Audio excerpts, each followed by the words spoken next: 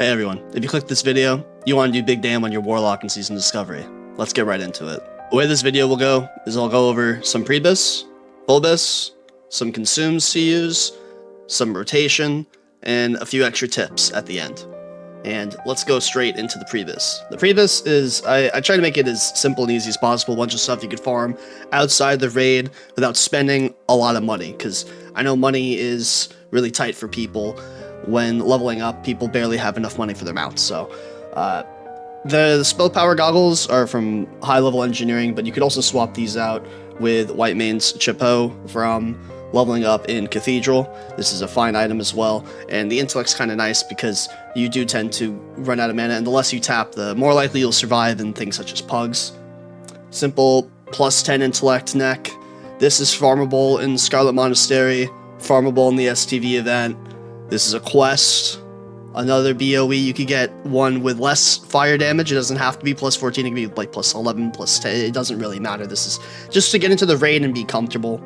Scarlet Monastery, quest, BOE, Tailor Crafting. These are really cheap. Another BOE, Tailor Crafting, pretty cheap. BOE, Tailor, cheap. Another just on the auction house. This is from level 21. I just put this here as an example. You don't need to get the highest level. You just need to have competent enough gear where people inspect you and they think you know what's going on. That's the main idea here. Ring, STV event, ring, Warsong Gulch rep. You don't necessarily need, I think you need Honored for this one, which is not that bad, although the Ashen Veil event only gives you 1,000 rep per weekly turn-in, so you're going to have to farm Warsong Gulch. Some secondary options if you don't want to farm Warsong Gulch would be something with intellect on it. That works too. The spell power is obviously nicer, but the intellect will get you across the finish line. This trinket comes from BFD at the end. Very easy to get nowadays. There's people running BFDs all over the place. You can make one, hard res it. People just want it for the experience, so you shouldn't have trouble filling a group and finishing the raid. This is another trinket from Reputation with Warsong Gulch, pretty easy to get. And lastly, BOE. So this entire set is mostly BOEs and farmable gear that's pretty simple to acquire, and going straight to the talents. This is the talent build that I've been rocking with the runes that I like right now. The only thing that I would interchange is for these runes. Instead of like a fire, some of the fights have a lot of movement and it's hard to maintain like a fire, so I would swap this with Demonic Tactics. But in the other 4 slots, these are de facto the best runes that you could use right now.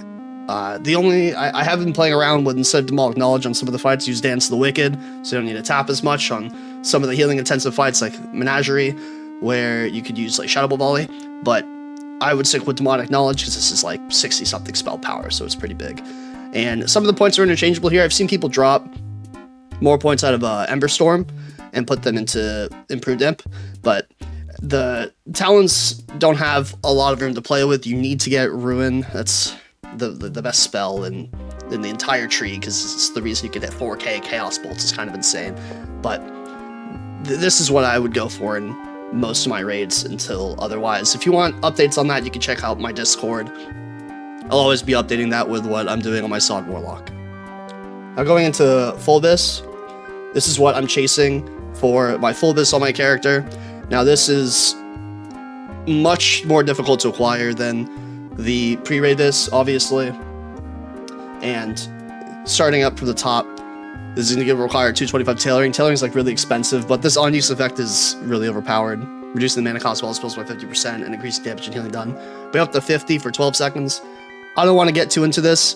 You guys are intelligent and can read where these items come from by clicking on this website. I will have a link to this and the pre-raid BiS in the description below, and the links will be on my Discord as well, where if you have any questions, I'd be happy to answer. But all this stuff is, if you just click the item, you can see where it comes from, or you can just Google the name very quickly. It'll take you to Wowhead. But there's a little bit of wiggle room here, and that's just what I wanted to cover real quick.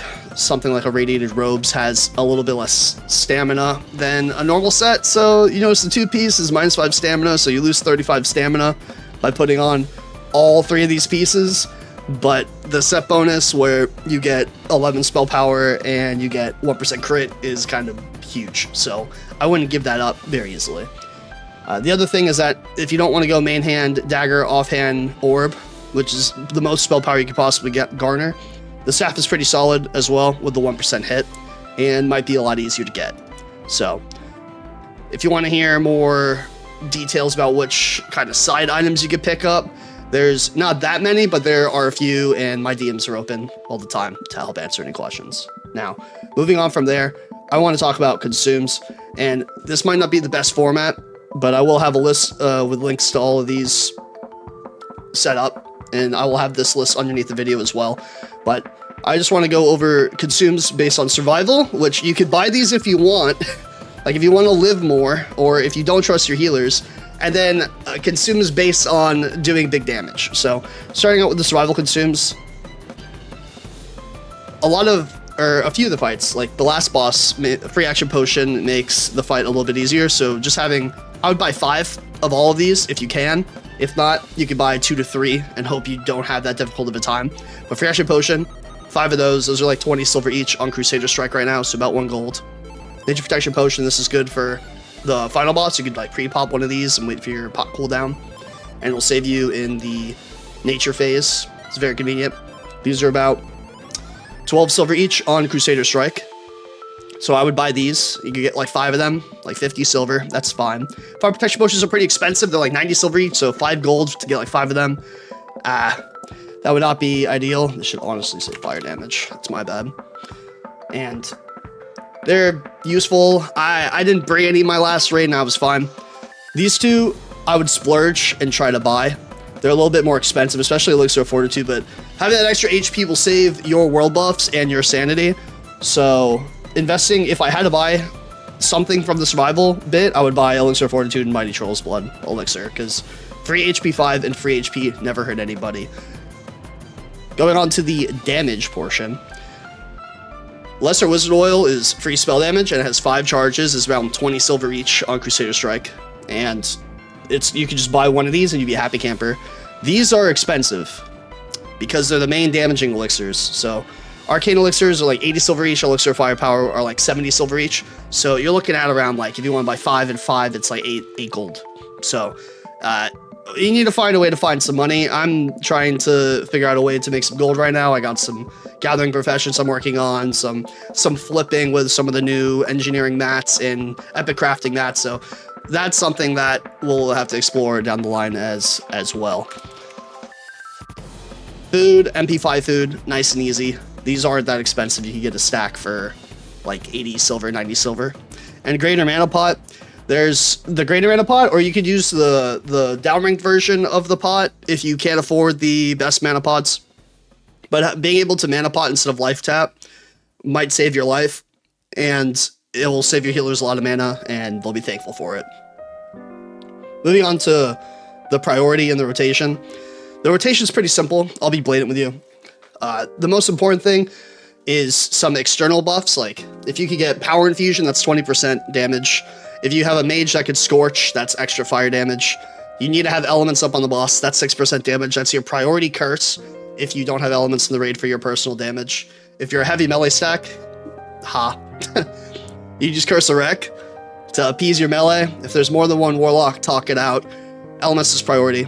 You want the Incinerate damage buff, that's 25% fire damage, very good. You want Lake of Fire if you're using it. Again, going back into the talents. Some of the fights, it's really hard to keep up Lake of Fire. Obviously, 40% damage is insane for you and your pet. But sometimes the bosses move around, like I'm thinking about like Grubbus. Like Grubbus is moving a lot. You know, he's targeting people losing threat.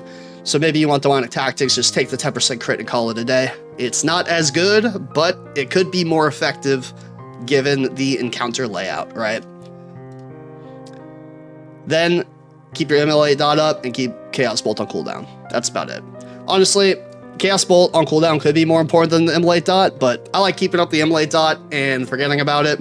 I think these two as a priority.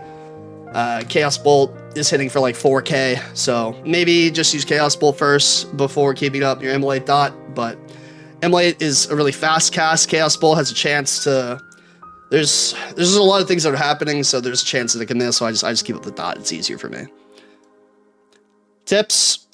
Your pet is a lot of damage. Opening up a Warcraft log of someone who did a lot of damage in the raid, and you look at their overall encounters damage, or just their overall damage in general,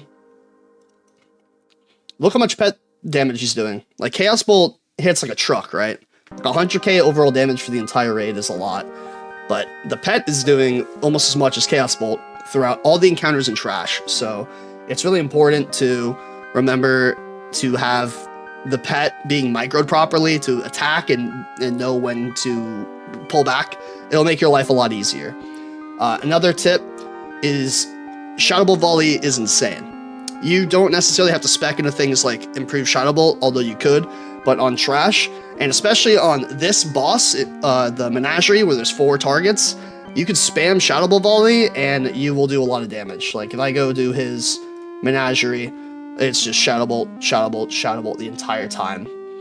And it's very, very effective. I mean, it's strong. The only thing I'd say is be careful with threat. Tanks do have a hard time to threat on this fight. But on Trash and Menagerie, I would definitely use Shadow Bolt Volley because it cranks. Lastly, Shadowburn. Shadowburn is a very useful tool on the final boss, where you could one-shot the bombs where they're dropping, and you get the shard back instantly. It's a 15-second cooldown, but I think your teammates would appreciate you being able to take care of things immediately. If you have a tank lock that's just using Searing Pain, obviously it's good too. But keep an eye out for those Shadowburns, and they add up. Lastly, locks are really good this phase, and I'm having a ton of fun on mine so far. Even leveling it up, like spamming Shadow Bolt Volley in SM was really fun. So I'm going to be playing a lot of my Warlock this phase, and if you have any questions, feel free to reach out to me. I'm going to be keeping an eye on Warcraft logs and talking to other Warlocks and trying to optimize even further as we get more gear and we develop our rotations and what we want to do. Hey guys, thanks for making it to the end of the video. If you want to follow along more SoD stuff, I plan on making some videos about warriors and maybe tank warlocks as well in the near future. I have been enjoying Season Discovery. It's been a breath of fresh air from playing Wrath and TBC and 40-man Classic for the past like 4 years. And I really appreciate you guys taking the time to watch this video and making it to the end like this. So subscribe if you want. I appreciate it. And hopefully I can catch you next time. Peace. Didn't like your weapon enchants. He really didn't like them. Oh shit! He didn't like Pummel either. Hi, Pump.